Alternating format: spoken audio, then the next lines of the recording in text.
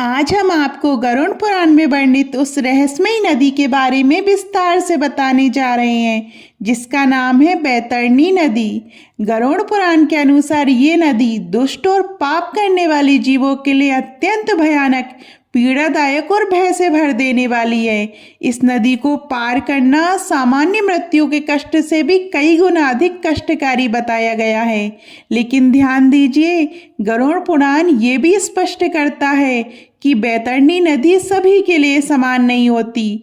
जो जीवात्माएं जीवन में धर्म, सत्य, करुणा और भक्ति के मार्ग पर चली होती हैं, उनके लिए ये बैतरणी नदी शांत, सरल और सहज मार्ग बन जाती है।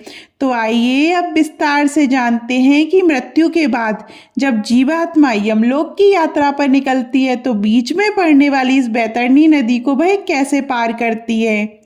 गरुड़ पुराण के अनुसार जब पापी जीवात्माएं यमलोक के मार्ग पर जाती हैं तो उन्हें मार्ग के मध्य इस बैतरणी नदी को पार करना ही पड़ता है। ये नदी अत्यंत भयानक है, कई योजन लंबी है, इसमें घोर अंधकार छाया रहता है। ये नदी आग की तरह उबलती हुई प्रतीत होती है। इसमें दुर्गंधयुक्त पदार्थ, कीचड़, विष, रक्त और मल समान द्रव्य भरे होते हैं। इस नदी का जल सामान्य जल नहीं होता, वह जल पापों का साकार रूप माना गया है।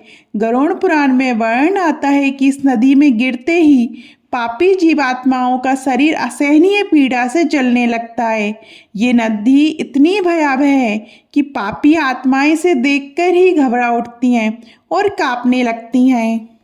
गरुड़ पुराण के अनुसार जिन लोगों ने अपने जीवन में दूसरों को सताया है, चोरी की है, मदिरा और नशे का सेवन किया है, गुरुजनों का अनादर किया है, गलत और अधार्मिक कार्य किए हैं, गरीबों और असहायों का हक मारा है, माता पिता का अपमान किया है, गृहस्थ जीवन में रहते हुए पति या पत्नी से छल कपट किया है, मित्रों के साथ धोखा किया है, दान पुण्य नहीं किया है, वेद शास्त्रों का पाखंड कहा है, देवताओं का अपमान किया है, निर्दोष जीव जंतुओं की हत्या की है, मांसाहार किया है, पूजा, यज्ञ, हवन और गौदान नहीं किया है, ऐसे पाप कर्मों से युक्त जीवों को मृत्यु के पश्चात इस बैतरणी नदी को पार करना ही पड़ता है।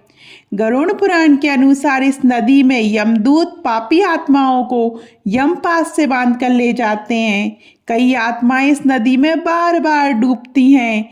नदी में सुई की तरह नुकीले दांतों वाले सर्प उन्हें डसते रहते हैं। बड़े बड़े पैने दांतों वाले गिद्ध उनके शरीर को नोचते रहते हैं। पाप करने वाली आत्मा इस नदी को पार करते समय रोती बिलखती रहती हैं। किसी को यमपास से बांधकर कीलों से खींचते हुए नदी पार कराई जाती है तो कोई डूबते डूबते सांस के लिए तड़पते हुए नदी पार करता है। इस भयानक स्थिति में पापी प्राणी नरक की यातनाओं को सहते हुए कई बार बेहोश हो जाता है। होश में आते ही वह अपने पूर्व जन्म के कर्मों को याद करता है, पछताता है, अपनी संतान, माता पिता, पति पत्नी और मित्रों को जोर जोर से पुकारता है, लेकिन वहाँ कोई आवाज़ नहीं सुनी जाती। भय और पीड़ा से रोते हुए वह सोचता है मैंने ऐसे कर्म क्यों किए, लेकिन पछतावा भी उस समय उसे उस नदी से मुक्त नहीं कर पाता।